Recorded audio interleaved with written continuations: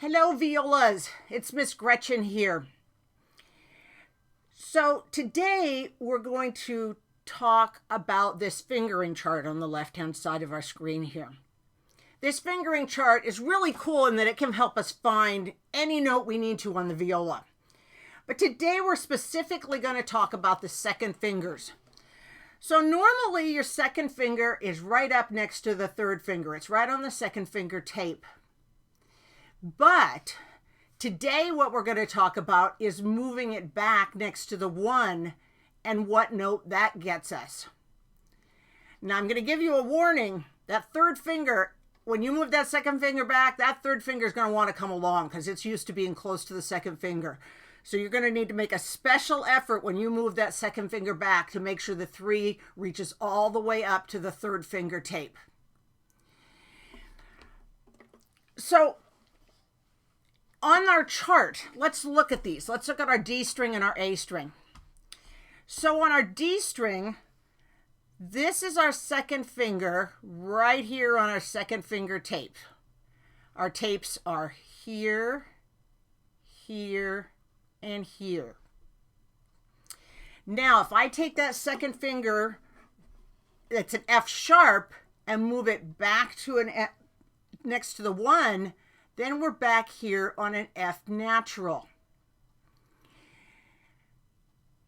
On the A string, if I start on the tape, I'm here on a C sharp.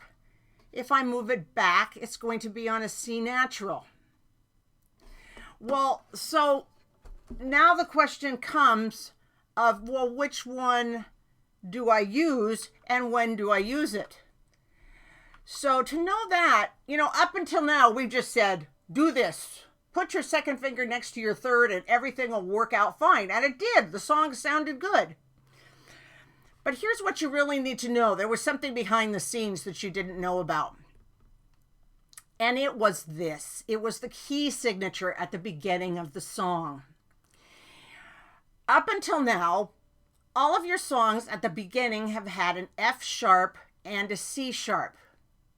That's called the key signature, and it shows up at the beginning of the song, and it comes at the beginning of every line to remind us. What this means is, every time I have an F, I need to sharp it. Well, that's my high 2 on the D string. It also says there's a C sharp there, so it says every time I find a C, every C, it needs to be a sharp. Therefore, it's going to be up on the tape.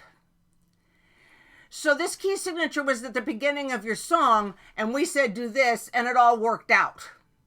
But now you're going to need to start looking at this key signature, because here's what's going to happen. We're going to have a different key signature that's going to start to happen. We're going to start to see this key signature that only has the F sharp. So that means, my F sharp is still going to be here. Whoops, need to scoot this over. F sharp is still going to be right in here like you're used to. But the C sharp is gone. So that means I can't play C sharps anymore. I need to play C naturals. So I'm going to need to move my first finger back next to my 1 on the A string. And that would be right here. So what that means is, if I'm on the D string, it's high. If I'm on the A string, it's low. So my second finger is now going to be going back and forth, depending upon what string I'm on. So for now, you need to be remembering to look at the key signature at the beginning to tell you what you're going to make high and what you're going to make low. Here's my other warning. This is high, this is low. There's a lot of space in between, and that space in between isn't a note. So you need to make sure it's nice and close to 1 or nice and close to 3. I hope that that's helped explain a little bit and will help you learn how to figure out if you need a high 2 or a low 2. Have fun with it. Bye-bye.